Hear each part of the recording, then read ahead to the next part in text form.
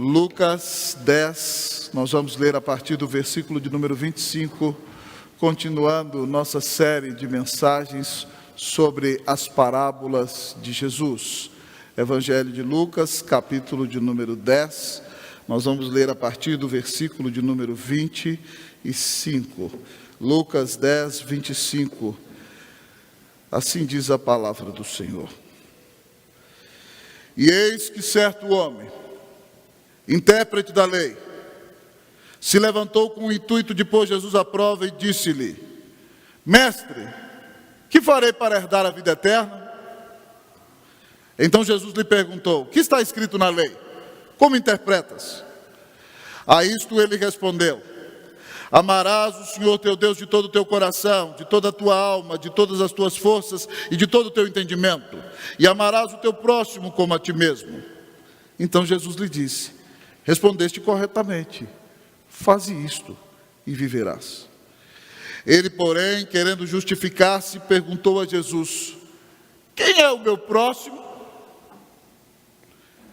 Jesus prosseguiu dizendo: Certo homem descia de Jerusalém para Jericó e veio a cair em mãos de salteadores, os quais, depois de tudo lhe roubarem e lhe causarem muitos ferimentos, retiraram-se, deixando-o semi-morto. Casualmente descia um sacerdote por aquele mesmo caminho e, vendo-o, passou de largo. Semelhantemente, um levita descia por aquele lugar e, vendo-o, também passou de largo. Certo samaritano que seguiu o seu caminho passou-lhe perto e, vendo-o, compadeceu-se dele. E chegando-se, pensou-lhe os ferimentos, aplicando-lhes óleo e vinho, e colocando-o sobre o seu próprio animal, levou-o para uma hospedaria e tratou dele. No dia seguinte tirou 2 denários e os entregou ao hospedeiro, dizendo: Cuida deste homem, e se alguma coisa gastares a mais, eu te indenizarei quando voltar. Qual destes 3 te parece ter sido próximo do homem que caiu na mão dos salteadores? Respondeu-lhe o intérprete da lei: O que usou de misericórdia para com ele. Então lhe disse: Vai e procede tu de igual modo. Oremos ao nosso Deus. Bendito Senhor, perdoa-nos de nossos pecados e de nossas falhas. Ó Deus, nós somos pecadores e, Deus, nós falhamos, Deus. Mas muito obrigado porque Tu nos amaste e deste o Redentor para nos salvar na cruz. Ó Deus, e é impossível ler esse texto da Tua palavra e não fazer uma sincera avaliação do nosso coração, a partir do momento já em que fazemos a leitura. Senhor, em nome de Jesus, tem compaixão de nós. Dá-nos um coração quebrantado, dá-nos um coração humilde, dá-nos um coração que entende o tamanho da misericórdia que o Senhor teve para conosco. É claro que compreendê-la em sua infinitude, nossa mente limitada não pode, mas abre o nosso entendimento para que nós percebamos e aprendamos. Porque à medida que entendermos a Tua misericórdia para conosco, nosso coração também será tomado de misericórdia para com os nossos irmãos. Tem compaixão de nós, Senhor? Fala-nos a alma, que Cristo seja exaltado e glorificado nesta mensagem sobre todas as coisas. Que o Teu povo tenha um encontro vivo e pessoal contigo. Que nós que sejamos quebrantados pelo Teu próprio Espírito. E que o Senhor fale conosco na Tua palavra. Nós oramos em nome de Jesus. Amém. Sentai-vos, amados irmãos e irmãs.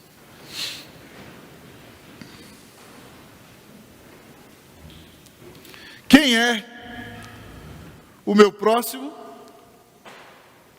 Nesse texto, queridos irmãos e irmãs, nós encontramos, o texto bíblico é claro, um homem que é intérprete da lei e resolve colocar Jesus à prova. E ele pergunta a Jesus: Mestre, que farei para herdar a vida eterna? Jesus pergunta para ele: O que está escrito na lei, como interpretas? E ele repete o primeiro e grande mandamento: amarás o Senhor teu Deus de todo o teu coração, de toda a tua alma, de todas as tuas forças e de todo o teu entendimento. E amarás o teu próximo como a ti mesmo. E Jesus responde àquele homem: faze isto e viverás. É claro, queridos amigos e irmãos, que nenhum de nós pode cumprir a lei. É claro que nenhum de nós, amados irmãos, consegue amar a Deus por si mesmo sobre todas as coisas. É claro que nenhum de nós consegue amar corretamente aos seus próprios irmãos. Então, querido amigo e irmão, Jesus diz para ele: faze isso e viverás. Mas com a plena certeza de que ele não tinha capacidade de fazer isso para viver. Mas o Senhor Jesus quer tocar na sua consciência. E então, queridos irmãos e irmãs, ele, com a consciência ferida, pergunta: Senhor, quem é o meu próximo? E Jesus conta, queridos irmãos, uma das parábolas mais impactantes do seu ministério, que é conhecida não somente por nós, membros de sua igreja, mas por muitas pessoas que nem sequer são cristãs. A pergunta deste homem diz: quem é o meu próximo? Essa é a pergunta que o Senhor nos chama a responder nesta manhã. Quem é o meu próximo? E para responder essa pergunta, o Senhor Jesus nos convida a dar um passeio, quase que dizendo assim: tome comigo da minha mão. Vamos dar uma volta comigo no caminho de Jerusalém a Jericó? Esse caminho de Jerusalém a Jericó, amados irmãos, é um caminho de 27 quilômetros. Mas ele é um caminho em declive. É uma descida de 1.200 metros em 27 quilômetros. Então, aquele caminho era conhecido nos dias de Jesus como o caminho do sangue. Se fosse nos dias de hoje, ia ser chamado o caminho da bala. Porque muita gente, quando passava por ali, por causa da estrada estreita, que dava com muitos paredões, de repente, numa curva, era surpreendido por um assaltante. Ou caravanas que iam a Jerusalém adorar, às vezes eram surpreendidas por hordas de assaltantes. E a situação era feia. Aquele era o caminho do sangue. E Jesus chama aquele homem, mas não somente a ele, a mim e a você. Vamos dar um passeio no caminho de Jerusalém a Jericó. Certo homem, tendo terminado de adorar a Deus do templo, voltava para sua casa em Jericó. E a Bíblia nos diz aqui, amados irmãos, que ele foi atacado por salteadores. E eles então deram nele uma bela surra, tomando tudo que ele tinha, deixaram-no semi-morto. E a Bíblia então nos conta a história, que voltando de Jerusalém, porque talvez você diga: não, pastor, o sacerdote tem hora para chegar no templo, ele tem que oferecer o culto a Deus. Mas ele já estava voltando do seu culto, passa um sacerdote, vê aquele homem jogado no caminho, e a Bíblia diz que ele passa de largo. Passou também o levita, que era responsável pela adoração no culto e pelo cuidado da casa de Deus, era o diácono, e passou de largo. E passou um homem que era samaritano, você conhecia pelas suas vestes. E preste atenção, quando Jesus está contando esta parábola, você precisa entender que os judeus odeiam os samaritanos. Porque quando o reino de Israel se dividiu nas mãos do rei Roboão por causa de uma maldição, por causa do pecado de Salomão, 10 tribos ficaram no norte, Judá e Benjamim ficaram no sul. E essas 10 tribos se prostituíram mais rapidamente que o reino de Judá. E o rei da Síria, Tiglat-Pileser, invadiu então o reino do norte e tirou todos os israelitas dali e trouxe pessoas de outros lugares para morarem ali. E porque elas começaram a sacrificar a falsos deuses ali, o Senhor mandou leões para comê-las daquele lugar. Então elas resolveram temer ao Senhor e buscaram sacerdotes para que ensinassem como adorar o Deus da terra, era a linguagem que elas usavam. Então eles começaram a servir ao Senhor e aos seus falsos deuses. E eles seguiam somente os 5 primeiros livros da Bíblia, não seguiam os outros livros do Antigo Testamento, e eles eram chamados seguidores do Pentateuco samaritano. Eles tinham um templo no Monte Gerizim, que na época dos Macabeus foi destruído. E eles agora não podiam mais adorar ali no seu lugar, porque os judeus os atrapalharam. E alguns anos antes, queridos irmãos e irmãs de Jesus nascer, eles, com o ódio que tinham dos judeus, profanaram o templo no fim de semana da Páscoa, enchendo o templo de ossos, para que os judeus não pudessem adorar o Senhor. Então há uma grande rivalidade entre eles. E quando Jesus conta que quem fez a boa obra na parábola é um samaritano, é como se ele estivesse colocando o dedo na ferida do coração do intérprete da lei. Passava por ali o samaritano e se aproximou e se compadeceu e curou a ferida do homem com óleo e com azeite. Colocou o homem no seu jumento, levou para uma hospedaria, cuidou dele. Depois, quando teve que ir embora, pagou 2 denários e disse que se o homem da hospedaria gastasse mais, ele cobriria depois. E Jesus termina perguntando: quem é o próximo daquele homem? Essa parte nós vamos deixar para o final. Mas ao olhar para esse texto, nós respondemos à pergunta: quem é o meu próximo? Quem é aquele que me trata como eu deveria ser tratado diante da presença de Deus? São os ladrões? O Senhor Jesus fala em primeiro lugar dos ladrões. Primeira figura deste caminho é a figura dos ladrões. O que caracteriza os ladrões? Os ladrões são salteadores, saqueadores. Eles querem roubar você. Mas diz o texto que eles não somente são saqueadores. O texto é claro no versículo 30, quando diz que certo homem descia de Jerusalém para Jericó e veio a cair em mão de salteadores, os quais, depois de lhe roubarem e lhe causarem muitos ferimentos. Ladrões nos roubam, nos causam ferimentos. Mas diz o texto que eles se retiraram, deixando aquele homem semi-morto. A primeira figura que nós encontramos nesse caminho, onde vamos aprender quem é o meu próximo, é a figura dos ladrões. É a figura daqueles que vivem para infligir feridas nos outros. Queridos amigos e irmãos, todos nós em algum determinado momento da vida já fomos feridos por ladrões no sentido figurado. Pessoas que se levantam para nos destruir, para nos fazer mal. Mas nós precisamos entender, amados irmãos, quais são os principais ladrões contra os quais nós devemos lutar. O primeiro ladrão contra o qual nós devemos lutar é a nossa natureza pecaminosa. É o pecado na nossa vida que nos afasta de Deus. É o pecado que quebra a nossa comunhão com o Senhor. Nós temos que fugir desse ladrão, porque Cristo deu a vida na cruz para pagar os nossos pecados e nos reconciliar com o Pai. Outro ladrão que quer destruir a nossa vida é o inimigo das nossas almas, o perseguidor do povo de Deus, Satanás e todos os seus anjos. Mas outro ladrão que quer nos afastar do nosso Deus é o espírito deste mundo, como leu o presbítero João no texto, o espírito que atua nos filhos da desobediência, o inimigo e todo o mundanismo que quer nos afastar do Senhor, são ladrões que querem atrapalhar a nossa fé. E há pessoas, amados irmãos, que muitas vezes, usadas pelo diabo, se levantam contra nós para nos atacar, para nos ferir, para nos machucar, para nos afastar de Deus. E nós, do caminho de Jerusalém a Jericó, temos que pedir ao Senhor para guardar o nosso coração, para que ladrões não tirem a nossa alegria e não tirem a nossa paz. No mês de janeiro de 2013, amados irmãos, eu pregava pela segunda vez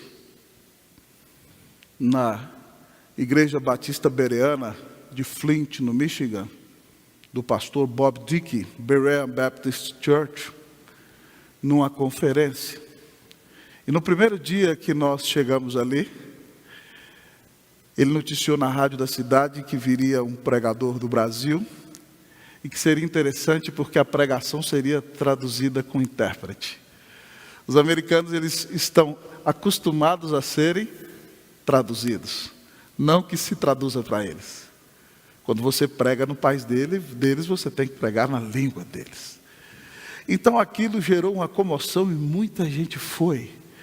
A Igreja Batista Bereana parece muito com a nossa, unida, mas a extensão dela vai até talvez o portão. Uma igreja histórica, muito bonita. E eu pregava ali. Levei um tradutor de Brasília, presbítero Heitor. Quando nós descemos no aeroporto de Chicago, perguntaram para ele de que lugar da Inglaterra ele era. Só para você entender como é que era o sotaque do rapaz. E aí nós estávamos ali e pregamos o Evangelho. E quando terminou o culto, irmãos, depois daquele primeiro dia, eu ia passar 15 dias pregando ali. Eu já podia voltar, porque chegou para nós, no final do culto, uma mulher que disse o seguinte: pastor, eu estava há 40 anos fora da igreja. Eu fui criada numa igreja não presbiteriana, por um pai que era o oficial da igreja, e era a pessoa mais elegante, mais séria diante de todo mundo.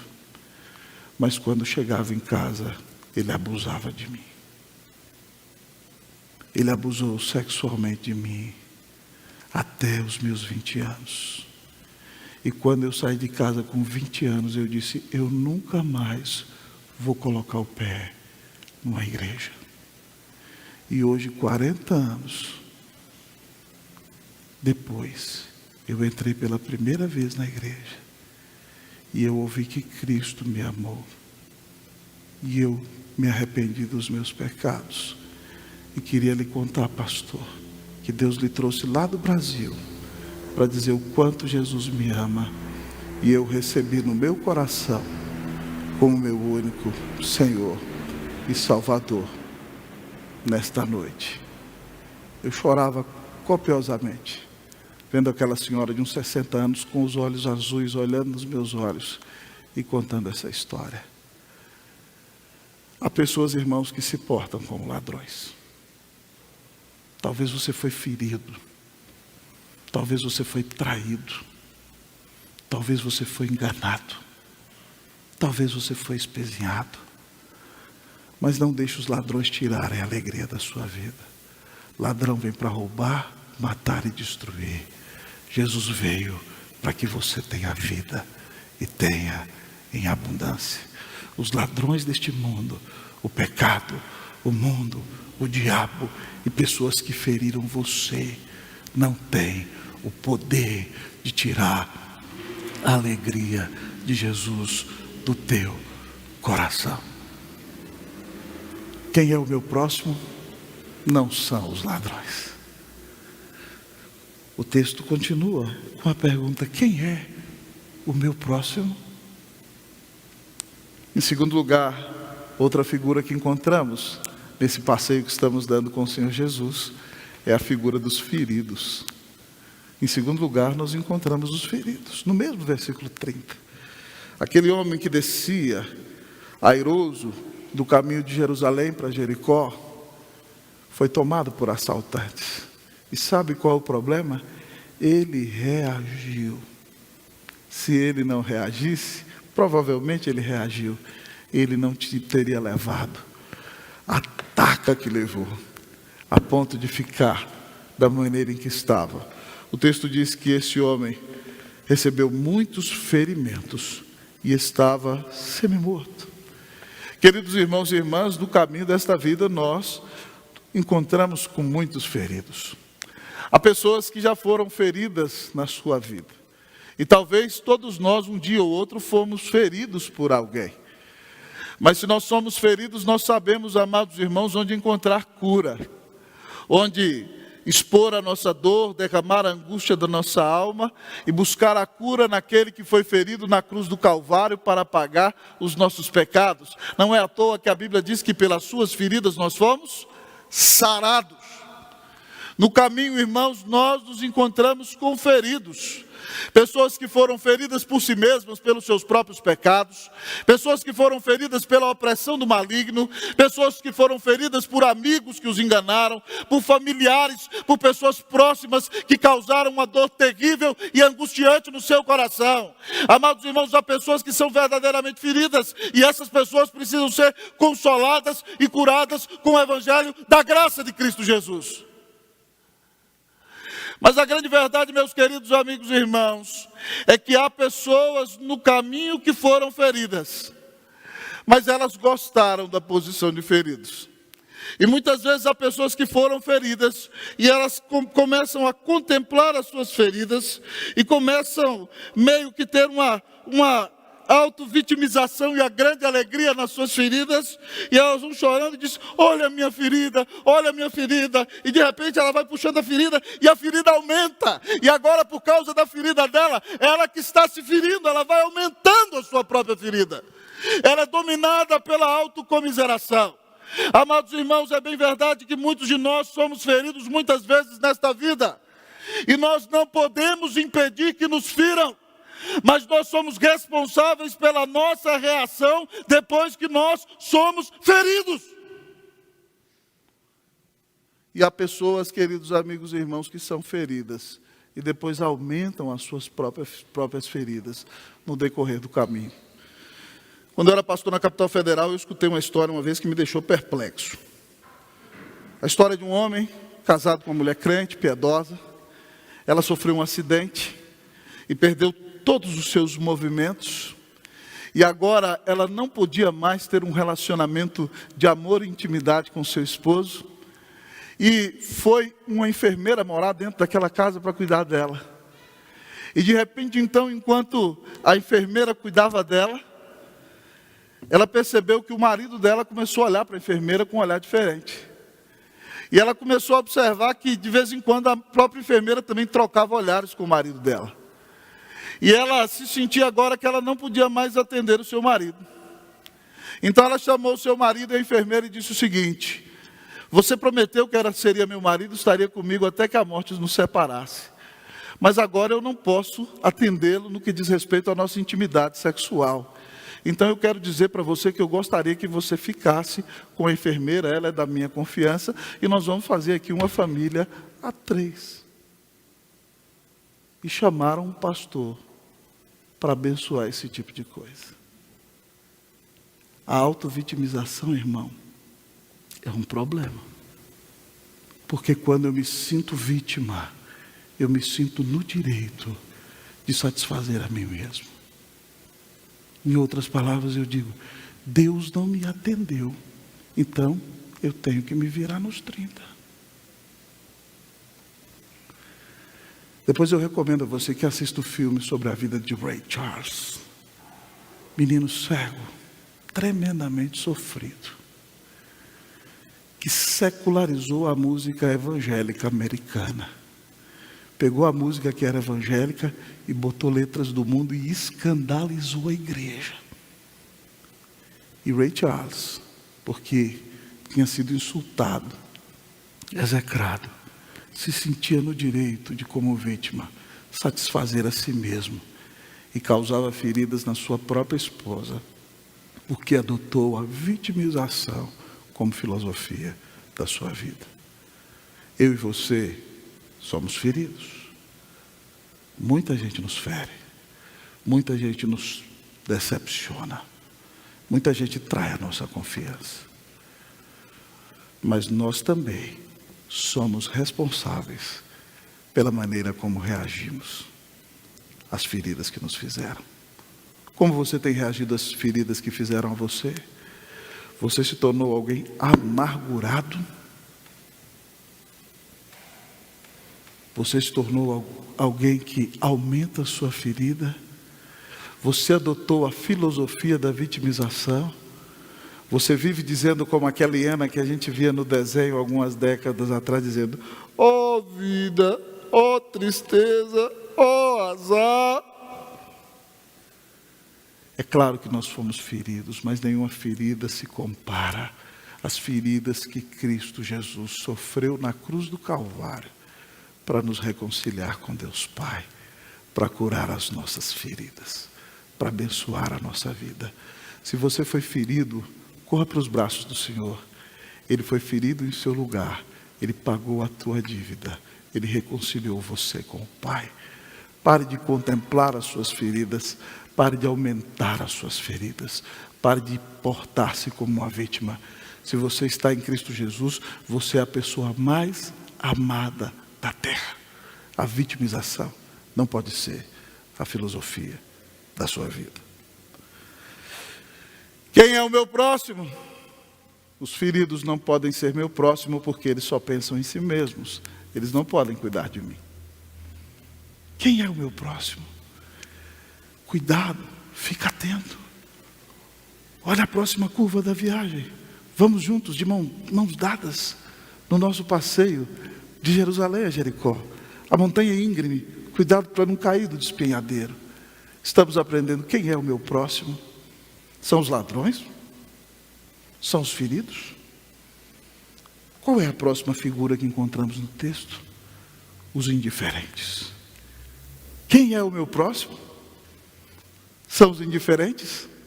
O texto nos conta, amados irmãos e irmãs, dos versículos 31 e 32, o seguinte: casualmente descia um sacerdote por aquele mesmo caminho, e vendo, passou de largo. Semelhantemente, um levita descia por aquele lugar, e vendo, também passou de largo. Ah, meus queridos amigos e irmãos, o sacerdote era aquele homem que representava o povo na presença de Deus. Ele entrava no templo e oferecia o sacrifício, mas ele também representava a Deus no meio do povo. O sacerdote era aquele que tinha toda a função pastoral no Antigo Testamento. E não só uma função pastoral, ele tinha inclusive uma função sanitária também. Ele era aquele que estava próximo do povo. Então, vendo um cidadão judeu que desceu de Jerusalém para adorar, estando enfermo no caminho, já que ele não tem que tocar no corpo daquele homem com risco de se tornar impuro e ser impedido do sacrifício, ele bem pode se aproximar daquele homem e ajudá-lo. Talvez você me diga, meu querido amigo e irmão, mas pastor, talvez ele está com medo de ser assaltado. Vamos dar um desconto para o sacerdote. Mas aquele homem representa a presença de Deus no meio do povo. Ele tinha que se aproximar, ele tinha que ajudar, mas ele viu o homem caído, ferido, semi-morto, ele ainda respira. E a Bíblia diz que vendo, ele passou de largo. Por semelhante modo, amado irmão, diz o texto bíblico, que passou por ali um levita, alguém que cuidava da ordem do templo, alguém que deixava tudo preparado para que o sacerdote oferecesse o sacrifício, alguém que conduzia os cânticos e adoração na casa de Deus, alguém que deveria também externar a misericórdia de Deus, porque o sacerdote fazia o trabalho espiritual, o trabalho pastoral do coração, mas o levita era quem metia a mão na massa, é quem fazia o trabalho na prática, era o diácono que tinha que cumprir a sua missão. E diz o texto, que passou ali o levita, olhou para aquele homem, tem que chegar em Jericó logo, posso perder tempo não.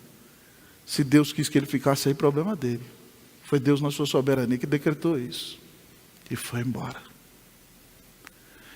No caminho, irmãos, nós nos encontramos com indiferentes.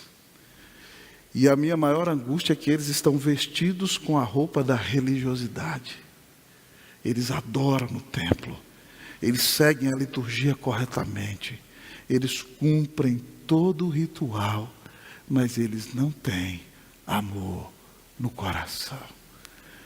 Eles têm suas próprias desculpas para fechar o seu coração e não demonstrar amor e misericórdia para com os demais. Eles são indiferentes. Tenho muita coisa para fazer. Estou muito ocupado. Não posso assumir mais uma responsabilidade.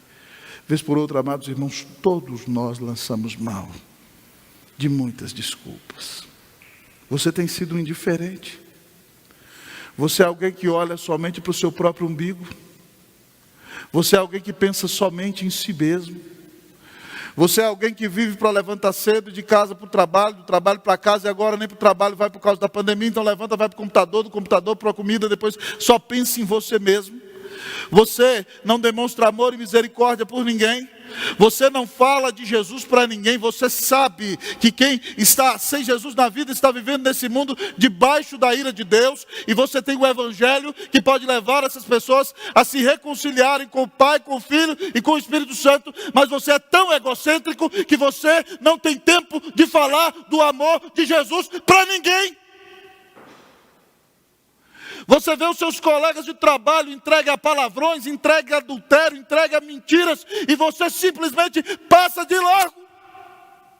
Não é comigo, não é problema meu. Ele escolheu viver assim, que ele mesmo se arrebente. Se Deus quiser convertê-lo na sua soberania, que use alguém. Que Deus tenha misericórdia de nós, meus irmãos e irmãs. O povo de Deus não tem abençoado esse país como deveria, porque o povo de Deus tem sido um povo indiferente. Um povo que lava as suas mãos e não cumpre a missão que lhe foi confiada. Eu tremo em pensar, amados irmãos, qual vai ser a desculpa que nós vamos dar quando nós comparecermos diante do trono de nosso Senhor. Que Deus tenha misericórdia de nós. Mas há bom testemunho. Aqui na igreja nós temos gente sonhando. Peço até você que ore por isso e fazer um trabalho mais social, mais efetivo na nossa região. Nós estamos orando. Daqui a um tempo nosso conselho deve receber algum projeto nesse sentido. Para que nós tenhamos um trabalho social mais impactante, demonstrando o amor de Deus na prática, nesse lugar. Mas ainda assim a igreja faz diferença. Uma das maiores missões que estão dentro da Cracolândia atendendo o povo é a rede social do centro. Nós temos irmãos batistas que trabalham também aí na Cristolândia. A Igreja de Jesus está metendo a mão na massa. Vez por outra, nós também, de uma maneira ou de outra, participamos. Estamos em parceria com a AEB, através do ministério do nosso diácono e bacharel em teologia, João. O Jonathan, o ano passado, também era missionário, trabalhando na AEB, servindo na rua. Mas, irmãos, nunca há limites para que nós façamos a diferença. E a nossa primeira missão é pregar o Evangelho e fazer discípulos. E se nós não somos misericordiosos nem cumprindo a nossa primeira missão, como vamos ser misericordiosos cumprindo as outras? Se você estuda um pouquinho de história da igreja, você vai ver que quando a reforma protestante surge em escolas. Você vê que Calvino em Genebra cria a Universidade de Genebra para formar os pastores. Mas as igrejas começam a criar escolas para que as pessoas aprendam a ler e aprendam a ler a Bíblia, demonstrando então o amor de Deus na prática, para que lendo a Bíblia creiam e sejam salvas pelo Senhor. Mas uma coisa que impacta, eu desafio você a ler um artigo do doutor Alderi na internet sobre a função dos diáconos de Genebra. E ele conta que quando Calvino foi para Genebra, aquela cidade se tornou uma cidade de refugiados.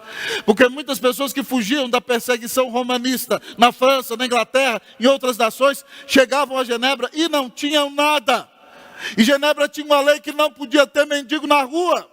Então os diáconos da igreja assumiram essa função naquela cidade.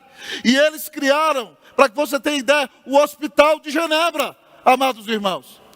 Eu não sei se você sabe, aqui na cidade de São Paulo, hoje ele não pertence a igreja nenhuma, mas o Hospital Samaritano, que fica ali em Higienópolis, foi criado por um projeto de um pastor da Igreja Independente, pastor da Igreja Unida e a Igreja Metodista.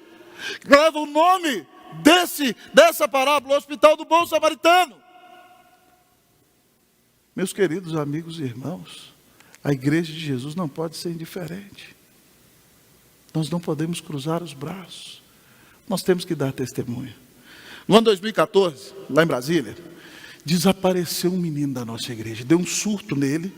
Ele estava com algumas lutas psicológicas. O pastor Cláudio atende muita gente, né? Sabe disso, que isso acontece às vezes. O menino surtou, desapareceu. O menino saindo da adolescência, entrando na juventude. A mãe dele, irmãos, ficou desesperada. E a igreja abraçou aquela ideia. E pelo menos 200 pessoas da igreja, todo sábado, saíam pelas ruas de Brasília procurando aquele menino. Ele ficou sumido mais de 2 semanas. E a igreja foi para a televisão. E nós fizemos, irmãos, um escarcéu ali. Teve um dia que nós estávamos no parque da cidade, botamos um caminhão, botamos som. Chegou lá uma repórter da rede de televisão mais conhecida desse país, nos entrevistou ali, me entrevistou como pastor. E aí quando ela tirou o microfone, ela falou assim: todo mundo desce a madeira, mas no final, na prática, são só vocês mesmos que se preocupam. E a igreja ia para a rua, irmãos, visitando as favelas, os bairros ricos, até que a notícia correu tanto, que um dia um homem que era mendigo na rua, drogado, viu aquele menino escondido em cima de uma árvore, reconheceu o menino, chamou a polícia, e aí a família daquele menino ajudou aquele moço, levou ele na nossa igreja, colocou ele numa casa de recuperação, ele voltou para a família e se tornou um carpinteiro recuperado, foi entrevistado até pelo Luciano Huck, no programa dele. Mas tudo porque a igreja, quando desapareceu uma das suas ovelhas, colocou o coração e foi para a rua e fez a diferença. Eu quero perguntar para você, o nosso coração é um coração indiferente? Meu irmão, que ao ouvir essa mensagem, você pare de olhar somente para o seu próprio umbigo e que você se levante para fazer a diferença, em nome de Cristo Jesus. Eu tenho muitos sonhos aqui, irmãos, muitos sonhos. Um dia desse conversava com o Henrique ali, doutor, cardiologista. Nós temos vários médicos na nossa igreja. Nós podíamos ter no futuro um dia de atendimento para pessoas aqui. É claro que tem que fazer um projeto, tem que passar pelo conselho, tudo de acordo com os trâmites presbiterianos. Mas nós podemos fazer tanta coisa, meus irmãos. Que Deus tenha misericórdia de nós e nos livre de um coração indiferente. Em nome de Jesus. Indiferentes não são o nosso próximo. Mas talvez você me pergunte nessa manhã: pastor, quem é o meu próximo? Ninguém é o meu próximo, pastor. E agora? Aquele seriado que você gosta de assistir diz: e agora quem poderá nos ajudar? Quem é o meu próximo? São os ladrões? Não são. São os feridos? Não são. São os indiferentes? Não. Quem é o meu próximo? O meu próximo são os irmãos. O texto nos conta, irmãos, do samaritano. Certo samaritano seguia o seu caminho e passou-lhe perto, vendo, compadeceu-se dele. O samaritano que é odiado, é considerado impuro pelos judeus. Passa ali com seu jeito de vestir diferente, com sua roupa diferente, vê aquele homem no caminho. O que o samaritano faz? Ele se aproxima. E quando ele se aproxima, então ele consegue ver a maldade que fizeram com aquele homem e que ele está morrendo. Então diz o texto que ele se compadeceu, ele sentiu a dor do outro, o estômago dele apertou. Ele fala: meu Deus, como alguém feito à imagem de Deus pode permanecer dessa maneira? E diz a Bíblia então que ele desceu da sua montaria e tomou o óleo que ele tinha e colocou nas feridas, para limpar as feridas, colocou o vinho, amado amigo e irmão, para purificar as feridas, para ajudar aquele homem. Se não bastasse, o texto diz então que ele, depois de pensar as feridas, coloca o homem sobre o seu próprio animal, leva ele para uma hospedaria e trata dele a noite inteira. Ele gasta o seu tempo com isso, amado irmão, mas no outro dia ele precisa ir embora. Então ele deixa 2 denários pagando a dívida e fala para o homem o seguinte: se ele gastar além do que eu já paguei a mais, depois eu te pago de volta. No caminho nós nos encontramos com irmãos. Quais são as características dos irmãos, irmãos? Eles se aproximam de nós, eles se compadecem de nós. Mas eles não somente sentem a nossa dor, eles fazem alguma coisa a respeito. Eles são usados para curar as nossas feridas. E se não bastasse, amados amigos e irmãos, eles investem em nós o seu tempo, os seus recursos até se necessário, para que Deus nos visite com cura e com graça. Meus amados irmãos, ao olhar para esse samaritano, de quem nós nos lembramos? Essa parábola, irmãos, foi interpretada alegoricamente de inúmeras maneiras, com grandes atrocidades. E é importante você entender que a parábola não é uma história que aconteceu literalmente, é uma história na qual Jesus tira princípios espirituais para nos ensinar a como viver como cidadãos do reino de Deus.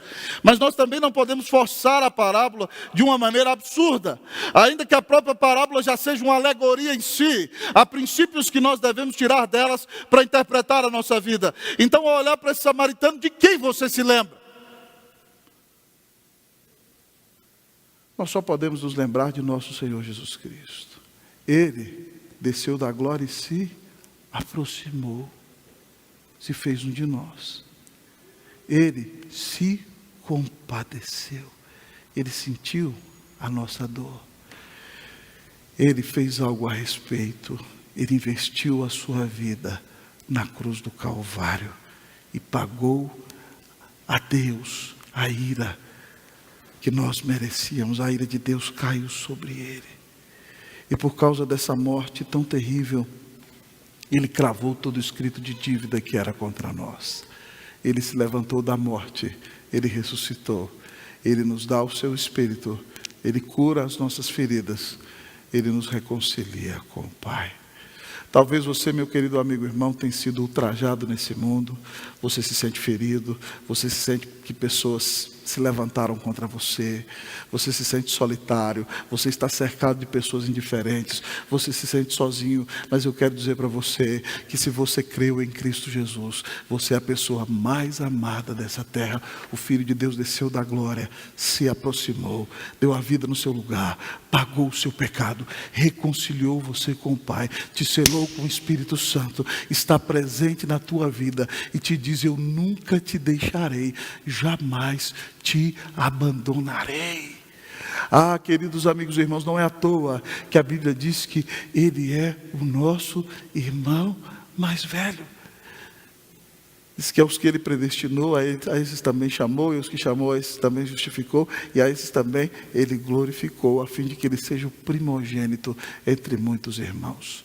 No caminho, nós nos encontramos com irmãos, e o nosso maior irmão é Jesus, que deu a vida na cruz para nos salvar, que nos reconciliou com o Pai, que nos dá a vida eterna, que cura todas as nossas feridas, que nunca nos abandona, que nos dá a paz de Deus e conduz a nossa vida para a glória. Então, meu querido amigo irmão, saiba que você é amado, que você é eleito, que você foi perdoado, que você foi reconciliado e que das mãos de Jesus nunca ninguém jamais arrebatará você.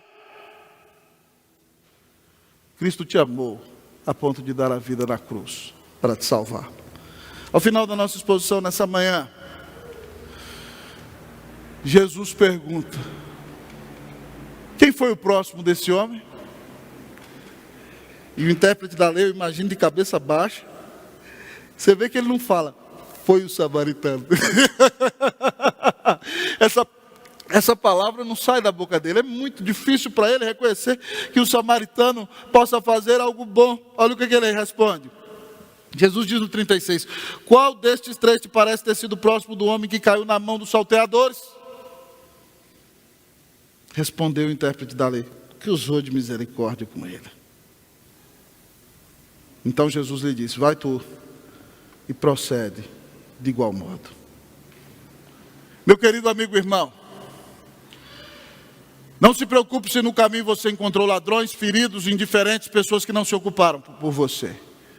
Jesus te amou e deu a vida na cruz para te salvar. E agora então você tem que se levantar e atuar como o Senhor Jesus, que deu a vida na cruz para te salvar.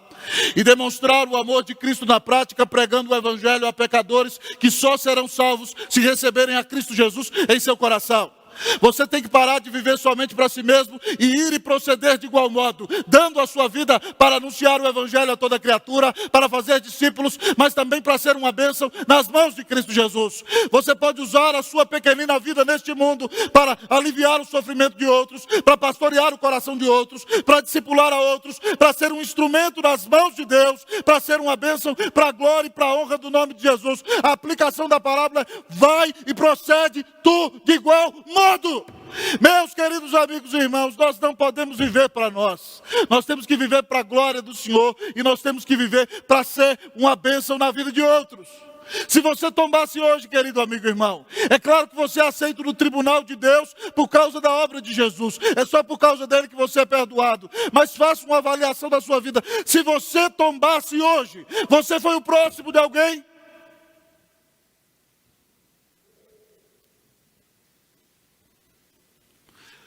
A sua vida abençoou a vida de alguém?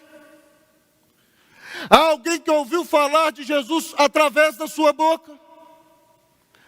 Há alguém que Deus converteu soberanamente enquanto você pregava o Evangelho? Há alguém que foi pastoreado e curado quando você orava com essa pessoa, lia a Bíblia com ela e compartilhava com ela a palavra de Deus? Há alguém que que cresceu espiritualmente e foi discipulado porque você dedicou tempo para estudar a Bíblia com essa pessoa e levá-la aos pés do Senhor Jesus. Há alguém, querido amigo e irmão, que foi tirado da depressão, que foi tirado, amado irmão, do desejo de morrer, que foi tirado da rua, porque você foi o próximo de alguém?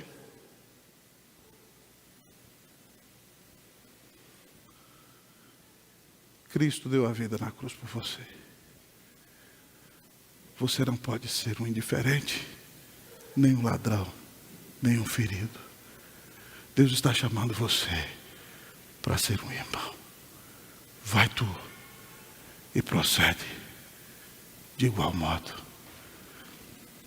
Que nós estejamos dispostos a doar a nossa vida, como Cristo, que doou a sua vida na cruz para nos salvar. Que Deus nos abençoe, em nome de Jesus. Amém.